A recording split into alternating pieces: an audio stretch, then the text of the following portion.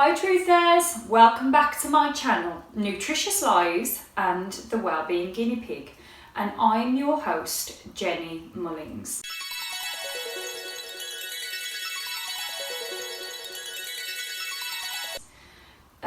Today is going to be a little bit of kind of ranty video, a little bit of a moan, getting it off my chest.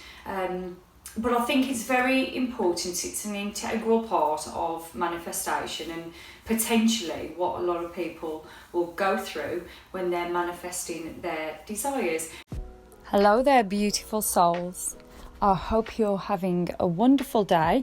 So I'm going to split this video up into two parts, part 1 and part 2. And this is part 1. And really it's explaining the bridge of events, how sometimes things have to go a little bit wrong before they go right on your manifestation journey. So I hope you enjoy it, and I will see you in the next one. Which I am finding out, which I've got to admit to you, wasn't very pleasant when I was going through it. But however, the way I'm framing it and the way I know I have to look at it and the truth of it, because I'm going to get into it, but with manifestation, a lot of this stuff isn't always very logical. We have to kind of put a lot of logic aside, and then it starts to make sense eventually. But I'm going to get into what I'm talking about. And today's video is about when your world kind of cocks up when you're manifesting. So what I mean by that is, and this could apply to any area of manifestation, anything that, any of your desires that you're trying to manifest.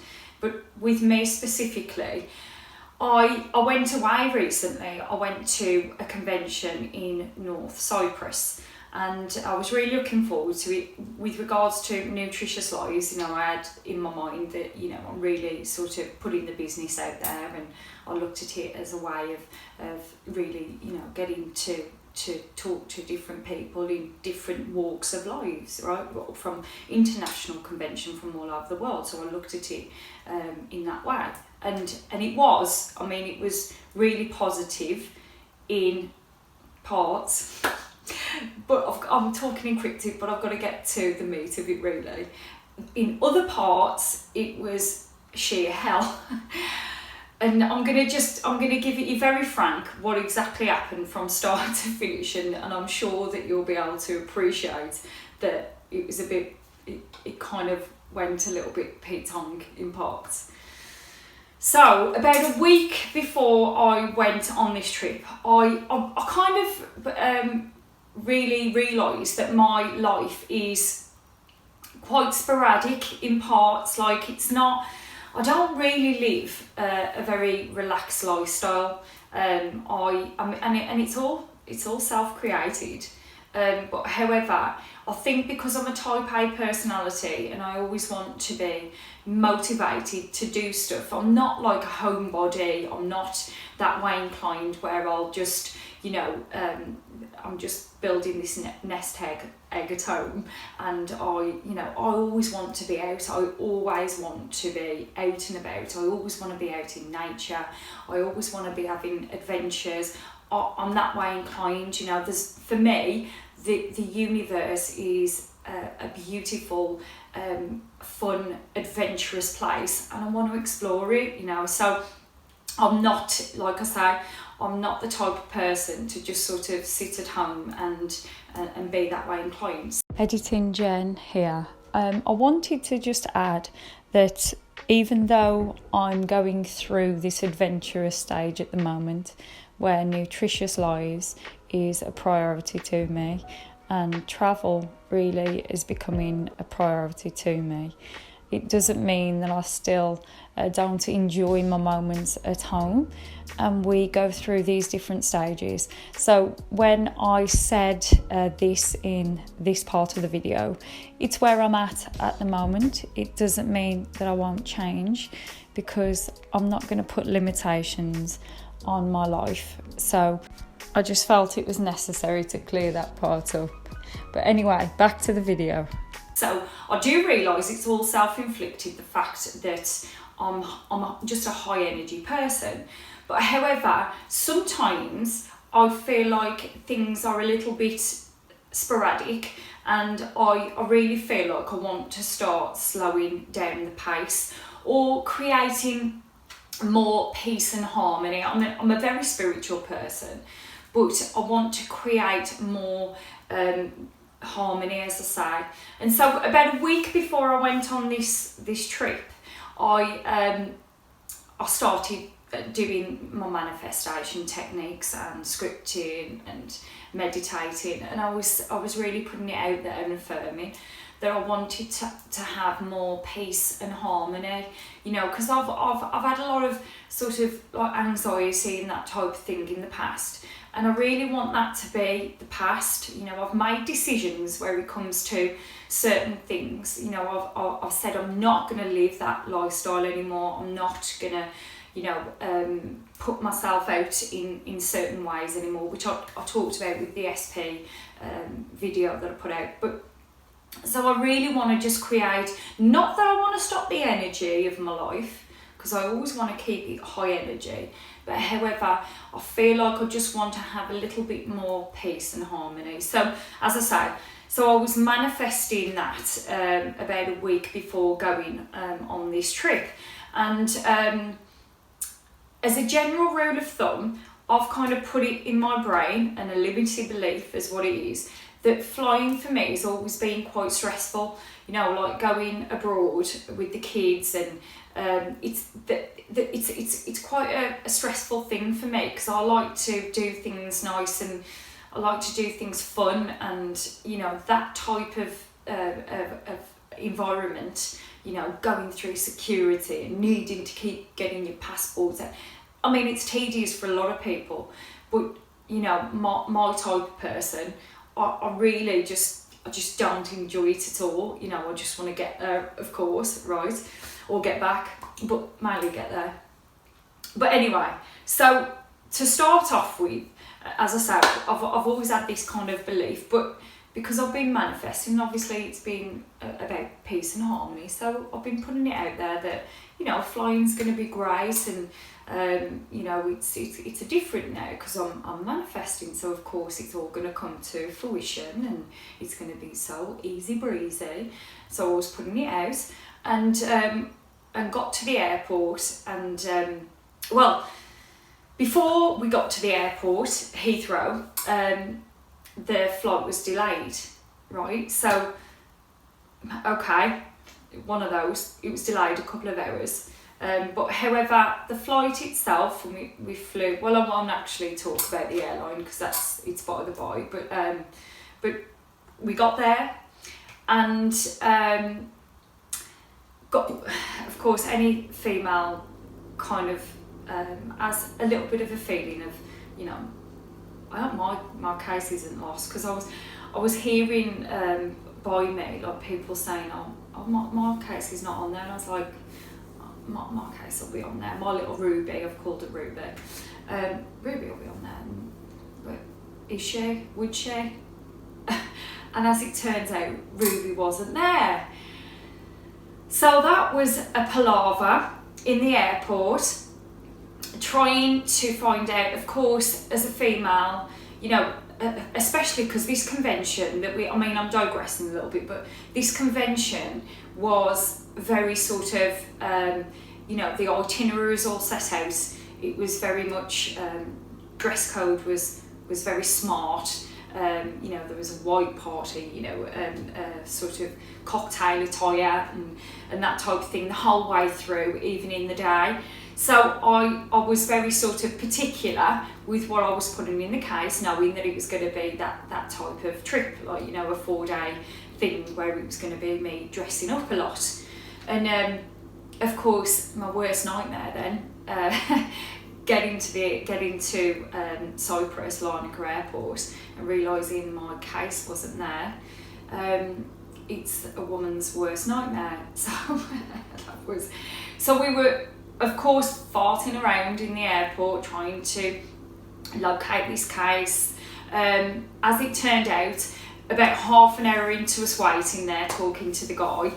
We were late anyway because our plane was delayed, so we were wanting to arrive in for an event, and we were gonna be late, and then obviously this was making us even more late. And as it turns out, they'd located my case, and it was at Heathrow Airport.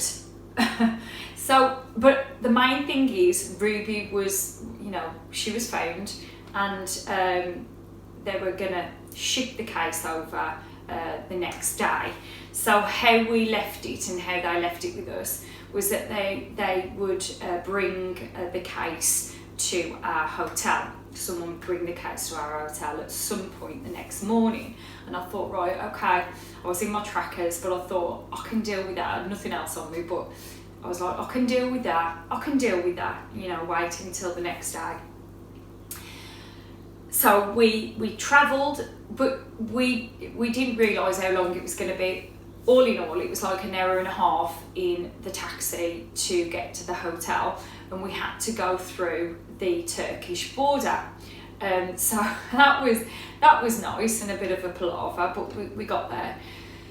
When I got to the hotel, everything was closed regards to food. So I basically felt like a total diva. I mean, I had a diva meltdown because, I was just highly stressed, and I couldn't get food, and we hadn't really, just had sandwiches through the day, which was just a little amount, because obviously they don't really serve on the plane anymore, it's just snacks, isn't it? So it'd been hours and hours since I had any food, and I couldn't get any food because it was too late, and obviously, we were expecting to be at this function and they're hours before.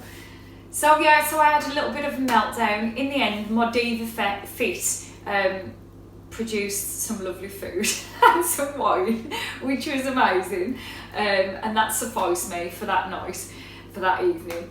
But however, everybody around me was, I'm going to go into all this detail because why not, you might as well know.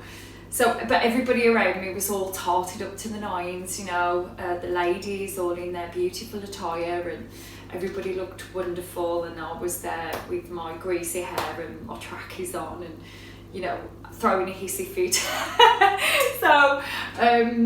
So yeah, that was kind of that was not, and I've got to be honest with you, for a 6-star hotel, the staff were really unhelpful, like with checking in, which didn't help the situation, because you thought to yourself, for sure, a 6-star hotel would be able to accommodate for this sort of thing. Anyway, so the next day arrived, so woke up, and we just thought, right, just make the most of it in the room, just chill out and wait for news about the case. Anyway, we had a missed call, and they were asking us where we wanted to, where the point was, where the drop point was. We were like, oh, we'll give you the address of the hotel, but you've already got it, type of thing. Oh, no, we can't go through the border. So, and the attitude of the staff was like appalling, like they were doing us a favour. And I was like, well, hold on a minute. We were told that my case was going to come to the hotel, but as it turns out, as I say, they couldn't get through the border, so they wanted us to tell them the point of where to get this case. We were like, we're in North Cyprus, we haven't got a clue where we are, we're in a big complex, we've just come to this convention, we have no idea about these points. So it was a rigmarole trying to find these points, again, getting very stressed. In the end, we decided, we'd been toing and fro, we tried to get this point, tried to phone these people back, couldn't get through, blah, blah, blah. In the end, my good friend, my best mate, Louis, I was with, said to me, Jen, just go and buy a bikini. So we went to buy a bikini, luckily, because it was one of these complexes, so I was able to get a bikini. And he went, just go by the pool and just chill out, and I'm going to go and get the case. So bless his little cotton socks, he could tell how stressed I was. And he had a taxi to the airport, an hour and a half each way. So in the end, it took him like 4 hours. But I mean, luckily for me, I was able to calm down and just relax. I went by the pool. I was able to grab and get a robe. So, but it was quite entertaining because while he was away, I went to get food, and the convention was on again, you know, and the attire was all dressed up, so everybody was dressed up to the nines, and they all came in to have food at the same time as I went in to have food. And there was me in my bikini and my robe, literally the only one looking like a spare part, which was quite funny when I had some strange looks, and I was just like, oh my god, can this holiday get any more bizarre? But as it turns out, it bloody does, and I'll explain why. So it was kind of like, oh my god, you know, get me out of here, get this bloody case. Anyway, Louis came back with the case, and from then it's the holiday itself and the convention itself, and what you know, our duration after that was lovely. It was just chilled, which was literally like a couple of days.